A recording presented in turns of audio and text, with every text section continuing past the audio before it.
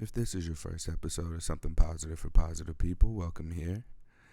I do not encourage you to start here. This podcast has not much to do with the regular content that you would be expecting if you had searched to see what this podcast was about. And then you're expecting that. I encourage you to scroll through the episode titles, read through the descriptions on whatever platform you're listening to on the podcast, or you can go to the website directly and scroll through and just glance over the titles as well. The website is www.spfpp.org/podcast. All right, the reason that this episode is different is this is one of our solo episodes. And to be honest, I should just start another podcast for just the stuff that I want to talk about on my own. We're at the end of Black History Month. This is the last Friday of February 2021. I don't know if you noticed, but the episodes that I've released this month have all been featuring black guests, except for the one that I released February 3rd. So that was the reason that I released 2 episodes in 1 week to make up for that. So that was something that kind of just happened. Actually, I didn't even recognize it until I looked up and I started to process the recording of this episode. So to give you a quick overview, I am going to be talking about the challenge of expressing emotions as a black man in America. Let's be specific there. I am going to talk about control. I am going to talk about boundaries. I am going to talk about sex. And I'm going to talk about, what's the other thing? Connection. Yeah, I had to take notes so I make sure that I didn't miss anything as I go through what it is that I'll be speaking about. So before I get into that, I got the COVID vaccine, the first dose. I got the Moderna. And I want to just share that quick story about how that happened, because this was some divine intervention right here. One of my best friends is getting married in May, and I went to fill out the RSVP. Come to find out, I'm in the wedding. I was like, that's another story. But so one of the questions on there was, if the vaccine is available to you, will you take it, the COVID vaccine? So I'm clear. I'm not sure when people would be listening to this podcast episode. And so I scrolled through and I was like, I guess, but I doubt that I'm able to get it. I kid you not, within probably hours, my buddy, one of the other trainers at the gym that I work at, he sent the group text to Carl and myself and was like, hey, I got access to a vaccine if one of y'all want it. And Carl wants to wait a little bit to see what happens there. So I was like, what? All right, I'll do it. So I signed up. I got the email and everything, and it was scheduled for February 16th, right? So the other trainer and I, we go, Malcolm is his name, we go to one of our clients who owns a healthcare facility, ended up with 2 extra vaccines that, if not used, she would have had to get rid of. So I think she posted to Facebook and just was like, hey, I have 2 vaccines. Does anybody want them? And nobody wanted them. Or Malcolm was just on top of it. When he saw it, he reached out, and it just happened that the vaccines availability circulated through his network as something that the people around him he wanted to offer it to first didn't want it. So I was next in line, and I got that thing. So I went through the process of getting it. It was easy. We signed some paperwork. I go in, and they give me the shot at about 2 p.m. And then I go home. My arm hurts from the shot. And I'm hanging out. I go back to work at the end of the day. I play some video games. And then I go to bed. I usually go to bed roughly 9 o'clock. I'm in the bed. And then usually asleep by, 10:30. So I might have been up a little bit later this night. Go to sleep. And it's cold. This is like during the winter weeks of temperatures really being down. So I go to bed and I put my temperature at about 70. Usually sleep with it at about 68. I turn the fan on for noise and like incentive of staying under the covers, right? I don't know if anybody else does that. And so I wake up at 1:15. I had to go pee. First thing I notice is I'm really, really cold. So I stand up and then I'm really, really dizzy. I start walking and I'm really, really achy. And it honestly felt like I had COVID again because I had it in September 2020. And yeah, I'm walking. I go and I pee. I turn on my heat to like 74.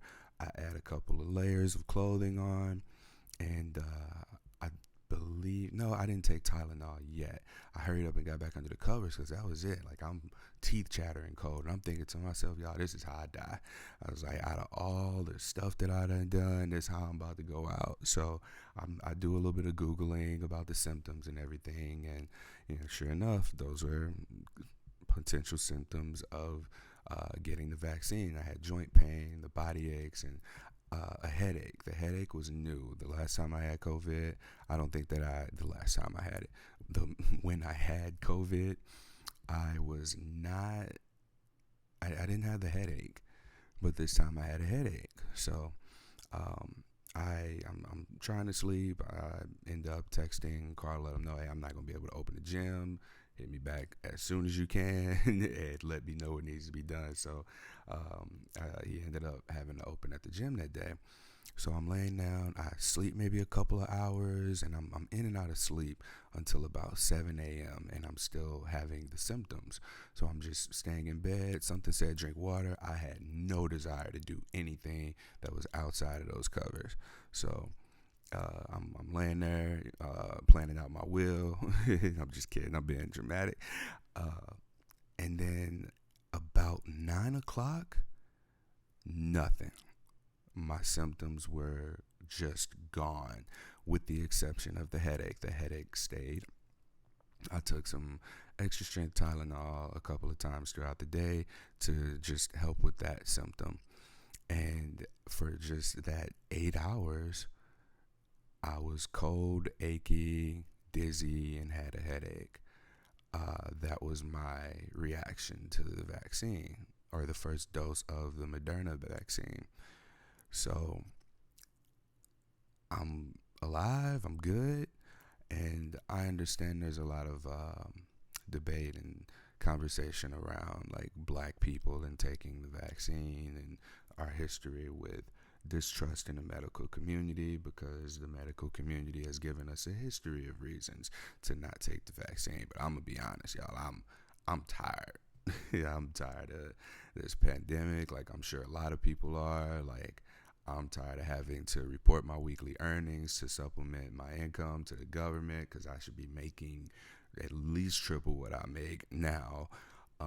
Financially, I'm tired of the limitations, and I just want this shit to be over with. So, the fact that this happened, the fact that the vaccine literally just came to me and fell into my lap the way that it did, um, I did it.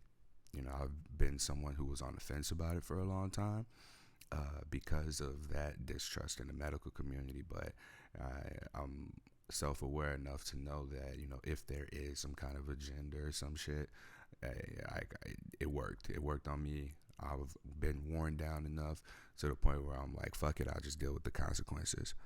And I recognize and acknowledge that there's so much privilege in this. Like, what are the odds, right? And I see people that post all the time that, oh, I got my vaccine, and I don't feel like it resonates with me to share that in that way. If you listen to this podcast and by now you at the very least are aware of, you have an idea of who I am and the kind of person I am, so it wouldn't be something that's really in my character to post a picture of it.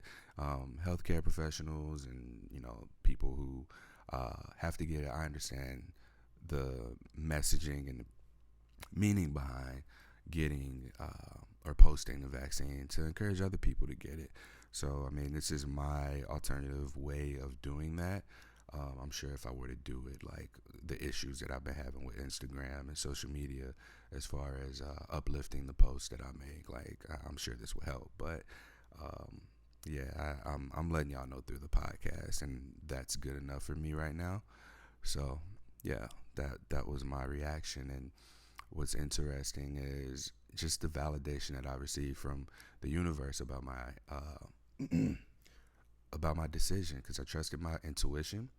I was supposed to have gone to San Diego not just in May for the wedding, but also March 18th. Now, my vaccination date was on February 16th. They said I'll have to come back in a month. And a month to me meant before March 16th for sure. That would be the latest that I'd get it. So I had a flight plan for March 18th, and I was like, oh, this will work out perfectly because by the time I get the second dose, I'll be fully vaccinated with the COVID vaccine. So I had my flight book and everything, and then I thought to myself, I was like, you know what? I don't know if I should go to San Diego twice because I was going to see one of my best friends out there who had pushed his bachelor party back a year. And then now, like, it's not even a bachelor party anymore. It was just like a bunch of us, or not a bunch of us, but a few of us getting together for the weekend at the house party, right? So, yeah, I hit him up and was just like, hey, man, I'm going to be out there another time. I'll be out in May. I'll just extend my stay, blah, blah, blah. I kid you not. Within hours, again, I get a text from the doctor that we train who sends out the information for the second round of the vaccine. And the date is March 18th, the day that I was supposed to go to San Diego. So I share this just to tell you, trust yourself, trust your instincts, trust your intuition. And the situation may not be as overt as this one is, to where oh my God, like this is a sign. I mean, it could just be a coincidence, but it's very validating when you feel that you're trusting yourself, when you feel like you can trust yourself, right? I don't need to really go into the other stuff here. Yeah, I guess we can go right into the content. That wasn't supposed to have taken as long as it did. So if you're still with me, then trust me, it'll be worth it, all right? But yeah, I just felt compelled to go ahead and share my experience with the vaccine. All right, this is something that I'm processing here. I am processing what I wrote down here on paper in note style. So as I'm going through it, it may sound a little bit out of order, but I'm going to read it in the way, not read it, but I'm going to, check in on it in a way that fits. Control over your partner. It's toxic. And I've made a point in my life to make this consistent joke because Future got this song called Riding Strikers, and one of the lines he said in it that speaks to my soul is that he's like, I can't stand it, won't enjoy life if it ain't toxic. And I was like, dang. And that speaks to like things that are healthy being boring, but that's not the case. I've found a lot of freedom in healthy. Healthy, while on the surface, may seem boring because it's not exciting and intoxicating, right? This is something that I'm learning. I'm learning this through my relationship experiences. I'm learning this through my career. And it shows up in different ways. So I think that something to consider here is that I have always used control as a way of determining how much a partner cares about me. So I would try to control them. I will try to fix a situation as best I could in order for them to have to make a decision that either shows that they're in my favor or not in my favor. That's some toxic shit. And being as committed to healthy interactions, healthy relationships, and a healthy relationship with myself, I had to examine that. Over the throughout my current relationship, I've settled into the identity of someone who is polyamorous, and I've been challenged with that. I've been challenged about why I'm polyamorous, honestly, why I choose non-monogamy at all. And something came up where control was a legitimate issue, and I didn't realize this until I took time to go into myself. And then I had a conversation with my partner, and I had a conversation with some other people, like just sharing bits and pieces for their perspective. And the general consensus was that I have control issues, and it's this still internal toxic shit that, regardless of how self-aware I am, like, I recognize it there in my mind, and I like to think that I act in a way that is more healthy, right? So again, going back to control just being my way of seeing how much someone cares for me and loves me shouldn't be something that we hold over a person's head. It shouldn't be something that this is an I statement. This is my experience, and I got to remember that as I go through this, because I normally on the podcast speak in a way that is something that we all can relate to. But this is my experience. This may not be your experience. This may be something that does or does not relate to you. But this is my experience. I examined control over a person as a toxic thing, and I've chosen to neutralize that toxicity by putting that control into boundaries. Ooh, I got chills when I said that. I feel like the man when I wrote that down. Because think about it. With boundaries, this is not only how you're able to show someone how to love you, but it's something that is co-created in a way that allows for people to show you how you can love them. So when you co-create boundaries, it's something that's reciprocated, and reciprocity being one of my values, this is a healthy way of doing that. So these boundaries are a healthy expression of control for me. So when you're able to go to a partner and say, hey, here are some things that I need to be honored in our relationship, you can turn around and there would be no need for control, because the control that you've had internalized all this time is now rooted in these boundaries. And if all partners respect those boundaries, then what's the need for control over the partner? This is something that was healthy. It's in reality. It's not something that's in your head. You're not manipulating. You set a foundation for you to have your freedom and exploration and whatever else it is that you or your partner need. So not only that to me, but that control also represented possessiveness. So it says again, if I control you, you love me. And the control can be something that is over, let's say, sex, over the decisions that a partner makes in regards to sex. So the narrative of controlling someone else's sex life. Now, I also recognize that I have some very dom traits that I repress, and perhaps this is like the unhealthy expression of that. I mentioned that. No, I'm not going to go into that. If you got to listen to the podcast to figure out where I tell those stories about dominance. But yeah, that's something that I've repressed, and I think that it like seeped out recently in an unhealthy way of expression.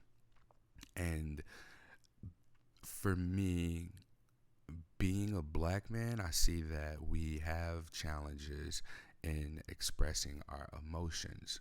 So, sex being something that is so intimate, something that requires such vulnerability, and it can appear so surface level because how much closer can you get to a person than sharing your body with them, your naked body with them? That demonstrates vulnerability in a physical way. And yeah, I know that sex is also an energy exchange, but I think that the way that I've always viewed sex has been as a tool of emotional expression. And I came up with this actually because someone I was chatting with, they mentioned when I talked to them about my views on non monogamy, one of the words that I used was something about, it made them think about the words like options, variety, and different, and a few other words that came up for them. And they said that when they talked to other partners about non monogamy, this was what they came up with. And so I just flat out asked her, I was like, are they all black men? She paused for a second. And then she was like, yeah, actually. And that's when the thought rushed in. It was like, oh my God, then that's what it might be. We look at sex as emotional expression. And, again, this might be my experience only, but for me to have had this conversation with someone who had this conversation with a handful of black men, this is a very small sample size, who all are sharing the same thing. It's a view on looking at sex as a way of expressing emotion because we weren't taught to or taught how to. And this is the closest thing that we understand to vulnerability without further self education about emotional intelligence at all. So my idea of controlling sex or control over sex, it's me controlling my connection. I have to receive security and connection, and that's where that control came in. Connection, connecting, it's vulnerability in expression of emotion. Sex is one vehicle of exploration, and my mind was just blown as I haven't processed this, so this is me processing. I talked about it, took these notes, but as I talk through this, I hope that it's coming together and making sense in a way that hopefully helps someone. Um, my partner, I brought this to her, and she challenged me. She goes, "Why do you place so much value on sex when there is so much more than just that in a sense of how you connect with people?" And when she said that, it made me think. I was like, well, I have this historical belief that sex is the end all be all when it comes to connecting with someone, when it comes to vulnerability, because of how much value we put on it. Oh, my heater cut on. I thought I turned it off. It'll just be a few minutes, y'all. With all the value that we place on sex, when you have sex with someone, what happens is we are as vulnerable as we possibly can be. So that is like the limitation of where our connection could go. Once you break through that, think about it. If you have this desire with someone to connect sexually, and then you have sex, it's like the tension's gone. or not the tension's gone. It's like now that we've done the hardest thing or the most challenging thing or the thing that has the most of our attention, we can actually connect in other ways, because that's the peak of closeness with someone, sex. Or that's what I thought. And again, maybe this goes back to just my own internalized toxic beliefs about what it meant to connect with someone. But that's really what I thought. And to her, she saw it to be very limiting. And I was challenged. That's flat out. I was challenged. So that was my explanation, and why we had, two different observations there. I look at this analogy of two people standing across from each other. One's looking down at the floor and sees a 6. The person standing across from that person sees a 9. And after rotating around and seeing, oh, you see a 9, I'm looking at a 6, and for her to see the same, and then just kind of like walking alongside and seeing the dynamics of the number that we're looking at. We're looking at a number. And while, just rotating perspectives makes the number look different, when you get a bird's eye view, you see the shape.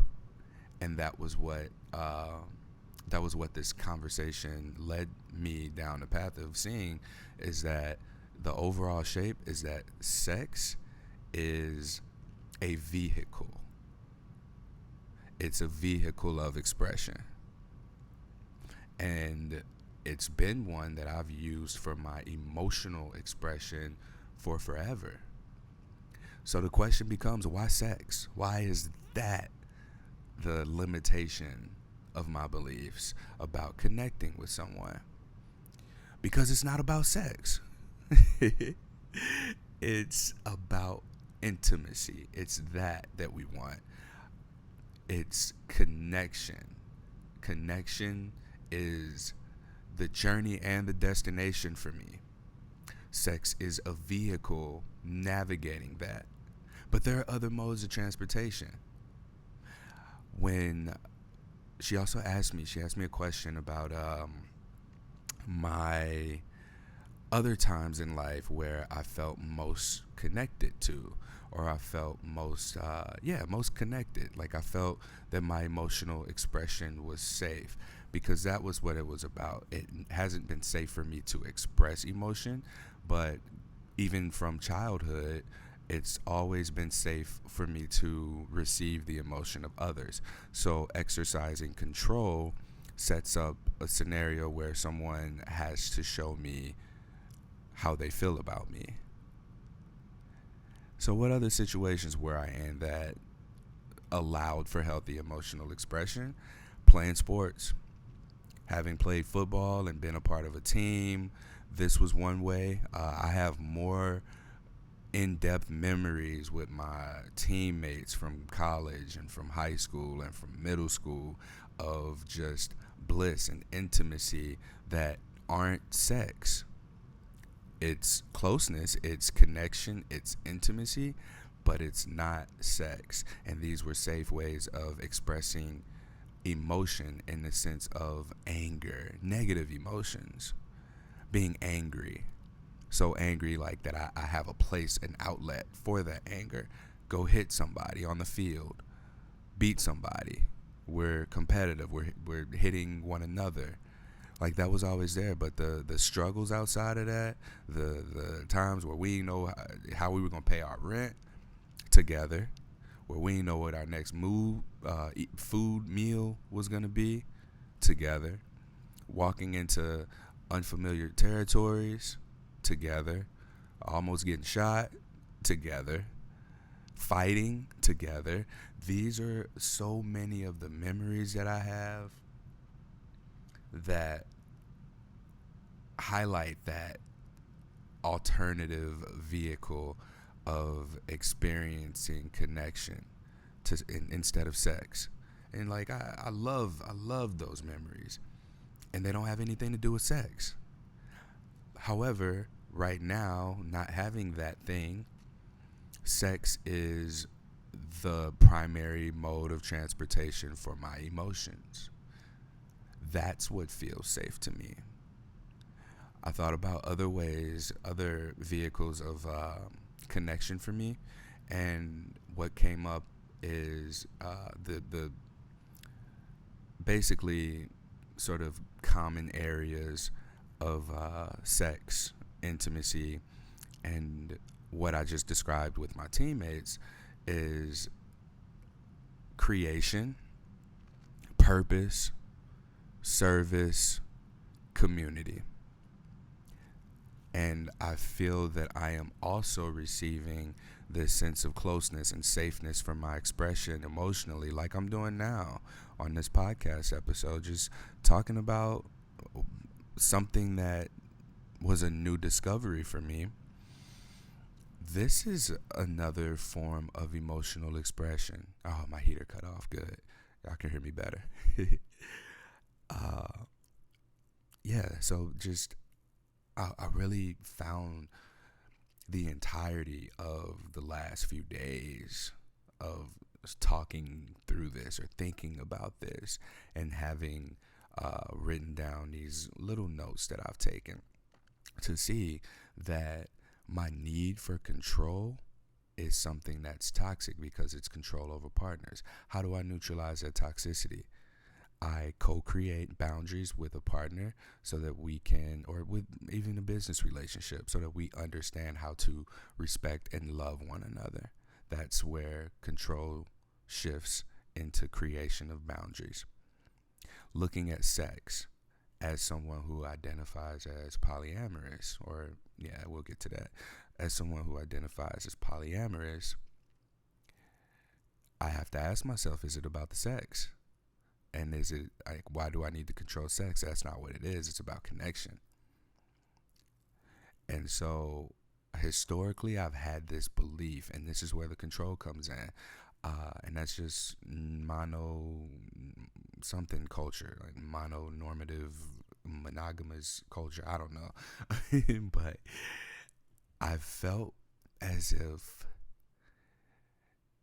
when you're connected to a partner, you can't connect with anyone else without disconnecting from your partner. And that belief has been challenged by non-monogamy because I don't think that it's like an Ethernet cord anymore.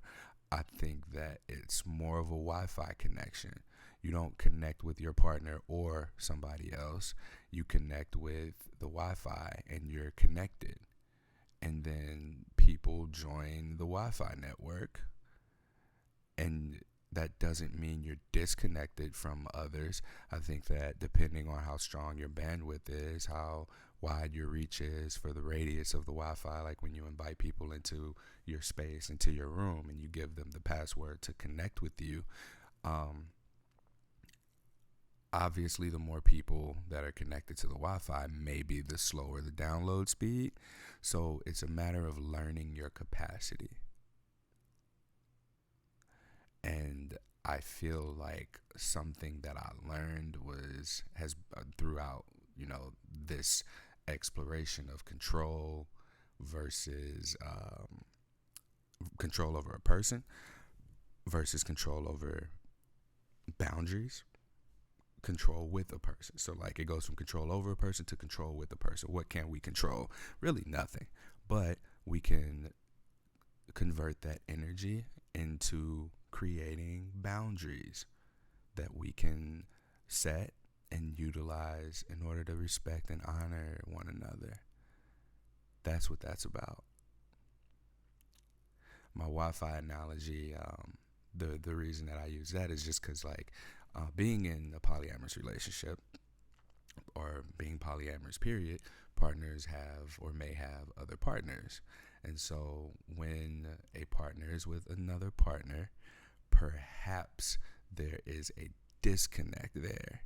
And that was something that I had experienced. I had experienced a need for control. I had experienced a loss of control, and I was trying to get that back in a way by controlling the sex life of another person. And, even with my partner, I let her know, it's like, hey, I know where this is coming from. Here's what it is.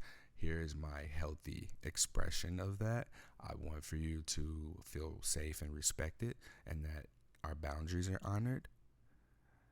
I want you to have the connection that you want. Because before it was like, man, I want to control this. Like, think about me. That's what my ego was saying about all of this. My ego was in it tremendously. And through this whole processing of the Wi-Fi example, my own shit that came up with control as a form of love, and seeing sex as a vehicle of expression for connection, it challenged my beliefs on why I'm not monogamous, on why I chose polyamory, period. I think back, and I believe that some of the more powerful connections that I've had during sex were ones that there weren't expectations, there wasn't pressure. It was, if anything, the alleviation of pressure. Those interactions with people that weren't like forced. It wasn't forced dating. It wasn't we didn't have the expectation of, yeah, there's definitely going to be sex, right? And again, this being what I place most of the value on, being sex, how can you connect with someone when that's the one way you know how to express emotion? That's what I'm challenged with. Can I really connect with people if that's it? Like, what happens if we don't have sex? Does that just mean we're not connected? Does that mean that you aren't safe to me to express my emotions to? Because I think about it, and when I played football, there were lots of emotions. There was excitement. There was the expression of anger. There was the expression of sadness during losses. Yeah, to y'all, it might just be a game if you're looking on the outside. But from the inside, I struggled with these guys. We bust our ass. We done had injuries, sacrificed our bodies in some cases, broken things, strained things. And we compete, we make each other better. And when you get better and you experience the loss of a game, you feel less than, you feel not enough, you feel insignificant. And I think that having sports to look back on and relate the experience of community and purpose to now having only exclusively the vehicle of sex as a way of expressing my emotions. Because I think about it, and like, even when I lift weights or when I do yoga or when I run, these aren't emotionally expressive outlets for me. And I've mentioned on the episode called The Emotions Vampire, I have created a life around being the recipient of intense emotions and realizing that I don't feel anything for myself, to recognizing that the absence of me feeling my own emotions is actually my natural state of emotion. I think I came to realize was just me. It was sexual energy. It was horny, like my natural state of being. When everything is in line, when everything's lined up and things are going well, what I feel is horny. That's my sense of peace, like aroused, basically. So when everything's going good, it's like, all right, sex. And that's my way of like expressing excitement. And maybe that's because of past issues with, my dad issue of, if I get excited, then I'll be disappointed, right? So sex has been a way of me expressing excitement because things are good, perhaps. And I'm just speculating. Again, I told you I'm processing as we go through this. But this is my vehicle. This is my vehicle of expression as well. Podcast. Something positive for positive people, you know? And where was I going with that? I wanted to close that out before trying to move on. In learning more ways to connect with people that don't exclusively look like sexual connection or expressing my emotions through sex. Like, that's my challenge now. I have what I believe to be, and what I'm told by others often, my purpose. I'm building community. I'm in service. I'm creating. So here are other ways for me to express my emotions. So I want to do that more. I'm going to exercise that more. Uh, and like, what does that mean for me in terms of my choice of non-monogamy and polyamory? Um, I believe that what that means now is looking at the fact that this has come to the surface about my connections being so focused on sex. I gotta shift that. What does shifting that look like? Find out on the next episode of Something Positive for Positive People. No, I'm just kidding.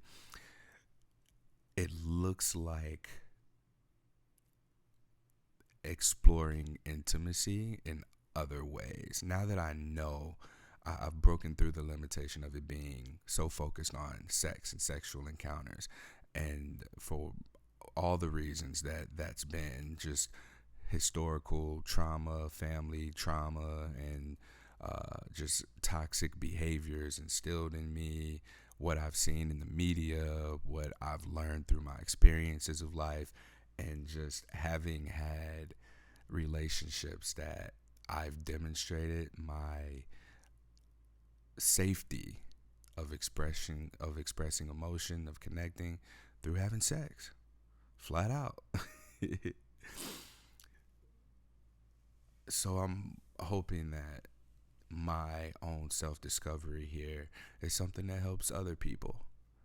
Control your boundaries. We don't control much of anything in life. In fact, I'd say control is an illusion. And for someone who says that, to have just recently learned ways that they try and exert control and then control over another person, that does not represent freedom. And one of my core values is liberation, peace, evolution. And was reciprocity? Yeah, reciprocity is not one of my core values, actually. That's a relationship value. So yeah, these are the three things that I have to live by at my core. And it was challenged. It was really challenged here. And I'm hoping that through having my values challenged, that I'm able to continue to evolve and experience peace. You see how those three things go together? uh, that's what I wanted to share. And this is me expressing that. And I don't talk to many black men on the podcast often. I've had people reach out and ask me questions to get what they need, but I'm not sure, if many listen. But if you hear this and any of it might sound familiar, if you know a black man, if you're intimate with a black man, you love a black man, please share this with them, because I want to hear from other black men about this. If you don't know how to express emotions that aren't anger, or like violence being a tool of emotional expression, because that's what I've known, and football has been a violent sport. I haven't done violent things since I played football.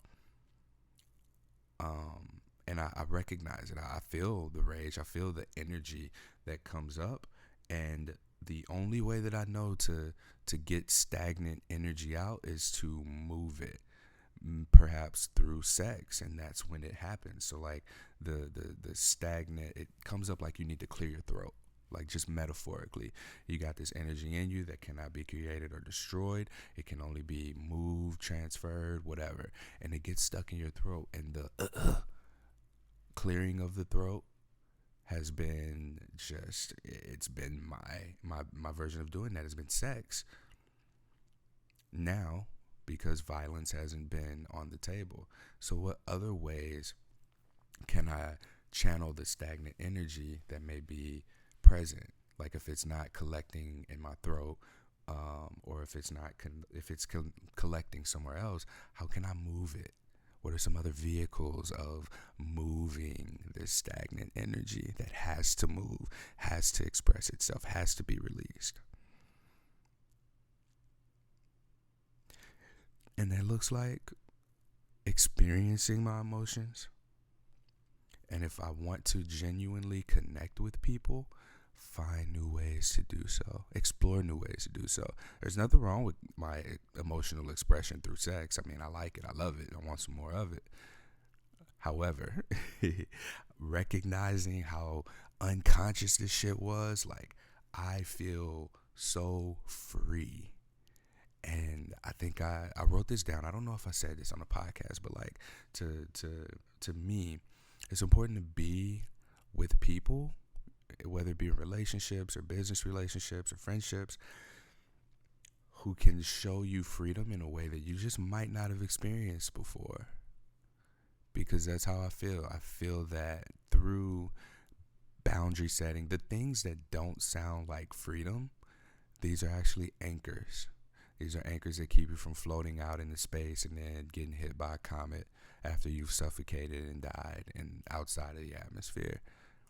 That's what these boundaries are. The earth has boundaries, the boundaries of gravity and the atmosphere, right? So taking that into relationships, finding an anchor in the boundaries that you set for yourself and in your relationships so that you can be free, so that you can be free to express, free to explore all of what there is to explore in a way that aligns with who you are and the truth that you tell yourself, and the truth that you tell the other people is going to be just the formation of your boundaries. And I heard that on, I'm going to go ahead and shout him out, the Aubrey Marcus podcast. This was a really, really good episode. It came out, it's a 2-part episode, came out the week of February. Today's February 26, 2021. So whatever week this is, I think it's episode 267 or 287, one of those. But yeah, go check that out, because like that made me, that there was a quote in there that talked about that.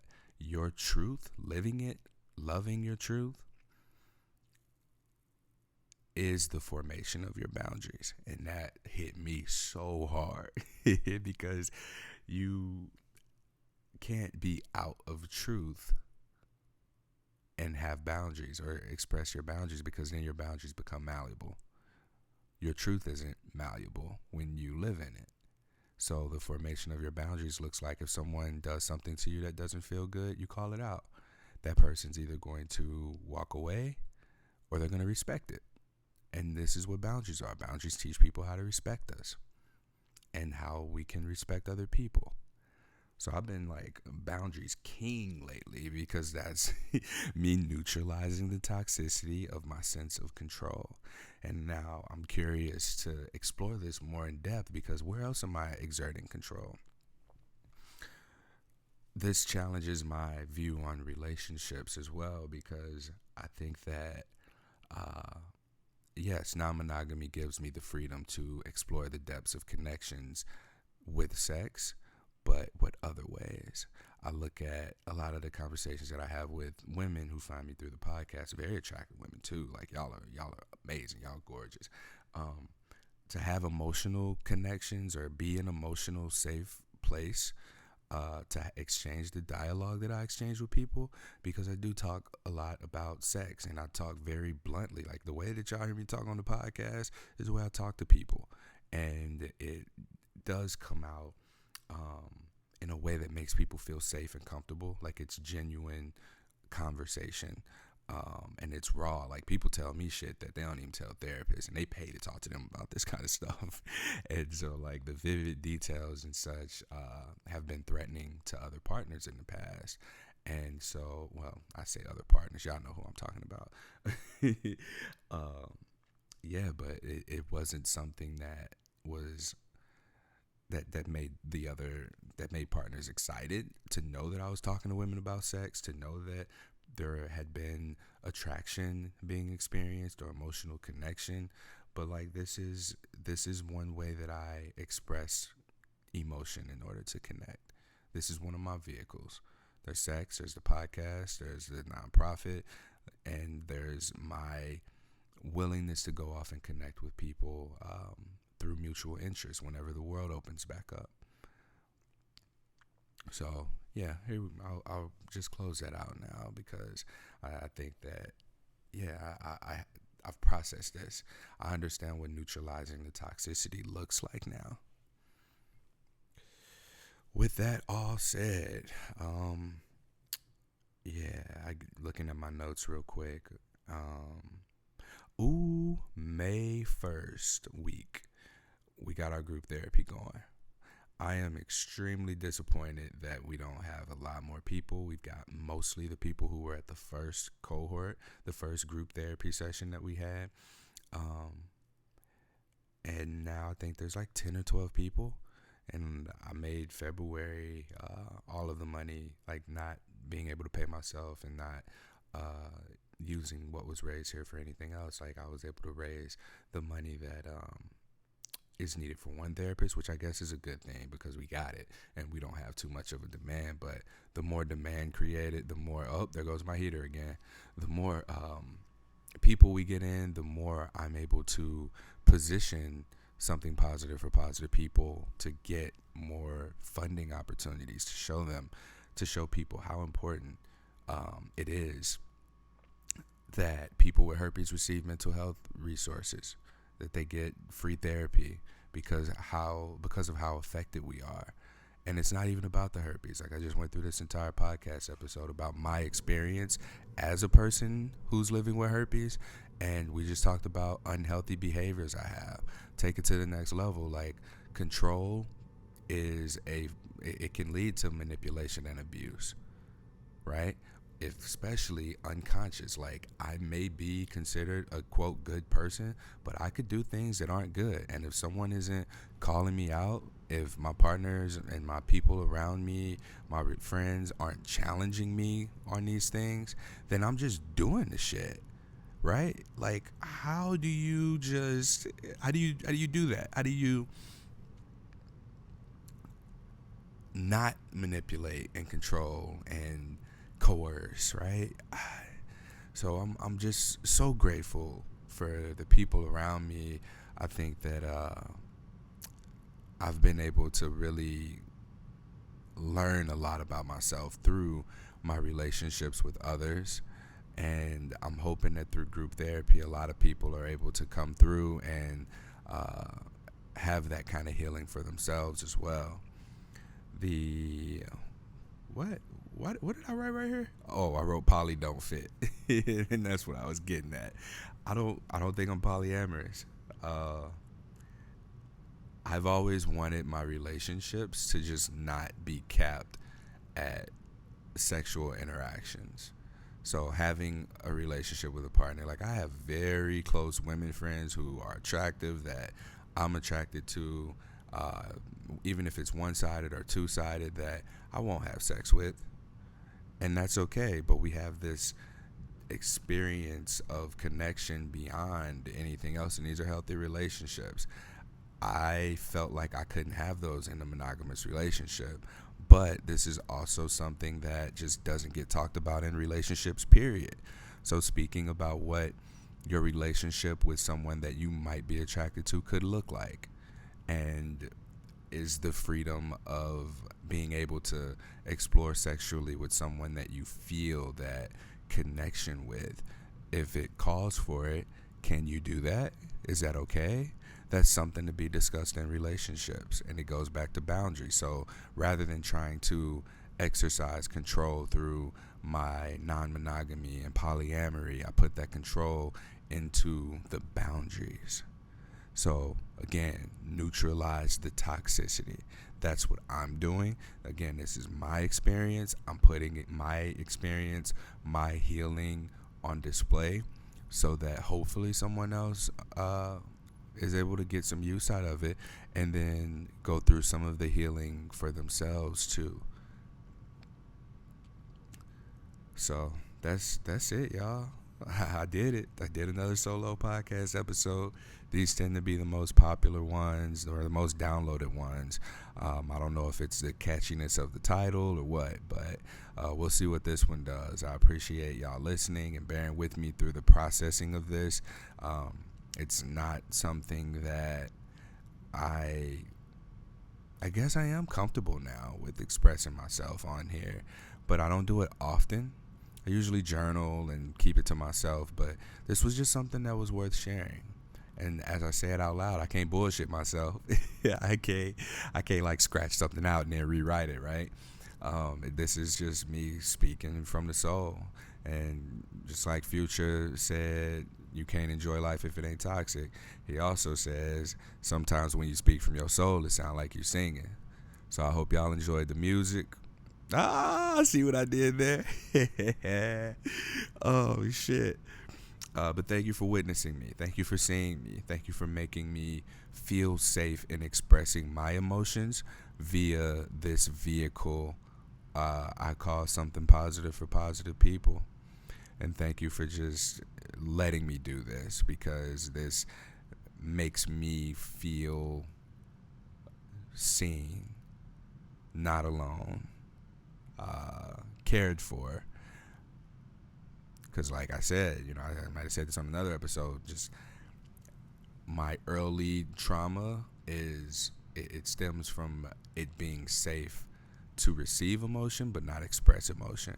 And here I am at 32 years old, built a whole damn nonprofit around being the recipient of intense emotion, and now learning just now that it's actually safe for me to express emotion. So thank y'all for providing me with this safety net, for trusting me, for giving me this space of vulnerability and supporting it and uplifting it. Thank you. I appreciate it so much. That concludes this episode of Something Positive for Positive People. Please like, rate, review, share, and subscribe to this podcast on whatever listening platform that you listen on. You can also visit www.spfpp.org in order to learn more. If you're a therapist and you have herpes and you want to support people living with herpes, let's get together and talk about what that looks like. I am paying for people to get therapy as best I can.